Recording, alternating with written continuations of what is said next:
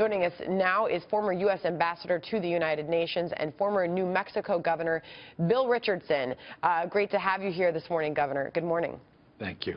Well, Thank you. Good morning. Good morning. You are in a very unique position to discuss this story this morning with your experience dealing with the North Korean regime. Your initial thoughts on this breaking news? Well, I don't believe it's a hydrogen bomb because it was only 6 kilotons. A hydrogen bomb is 20. Nonetheless, this is very, very serious. It's another tinderbox situation in Northeast Asia. I think it requires diplomacy by the United States, by China, by South Korea, and by Russia, which is a new friend of North Korea. But most worrisome here is that North Korea is saying to the world, hey, we're still around. Maybe all the troubles in the Middle East, but you've got to deal with us. This is their 4th nuclear test since 2006.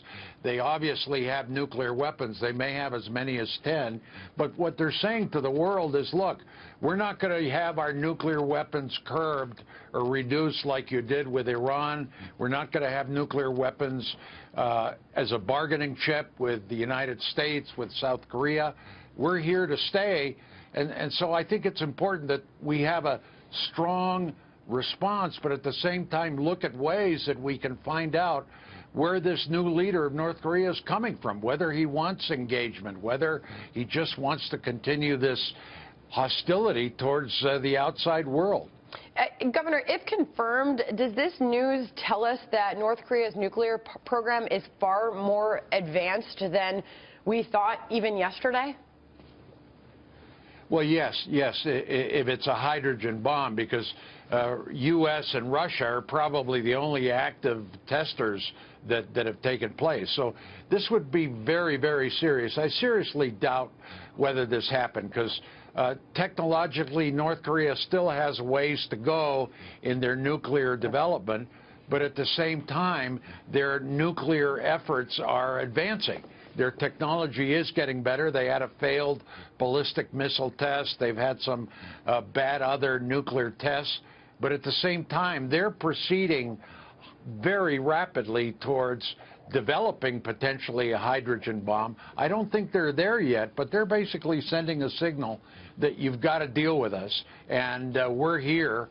And don't just think of Iran and the Middle East and Saudi Arabia.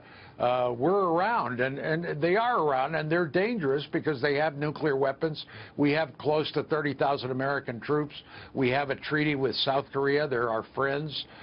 China could do a lot more to pressure North Korea, so it's a little bit of a tinderbox that has been in the back pages and not the front pages like the Middle East. Governor Michael Jones. Yeah, Governor Richardson, you've mentioned that the bomb really didn't seem to be big enough to be an H-bomb, but since the trigger for an H-bomb is a standard plutonium or uranium bomb, is it possible, since the North Koreans are calling it a hydrogen bomb, that they were trying to get a hydrogen detonation and only the trigger went off?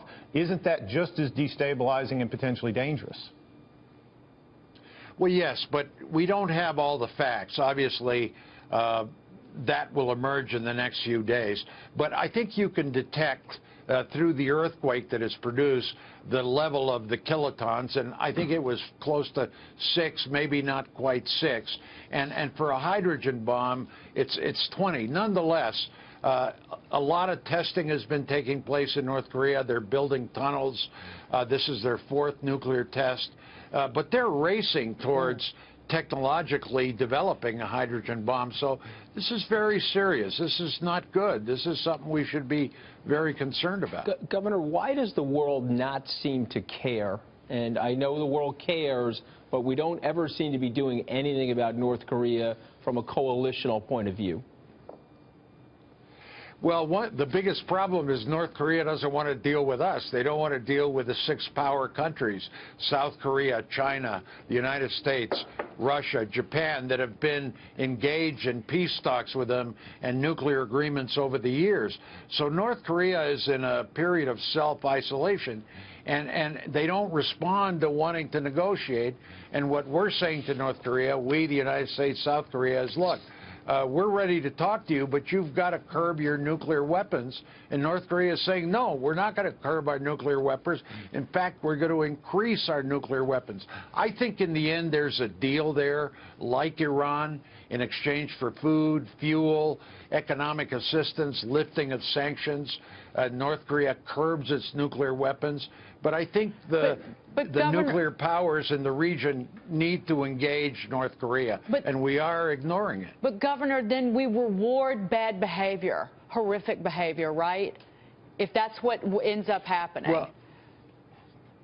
Well, I don't see it that way. I see what you want to do is you want to make a situation better that is slowly deteriorating. You know, we can continue to keep our head in the sand with China and South Korea, ignore these guys. But what if they do develop a hydrogen bomb? And we've got our troops there. We don't want a conflagration between South and North Korea. I think here's a role where China, that has real leverage with North Korea, that in the past has refused to play, and we need to push them to do that. And we need to do it collectively. Hey, Governor, thanks for jumping on this breaking news and joining us this morning. All right. Great to have you. All right.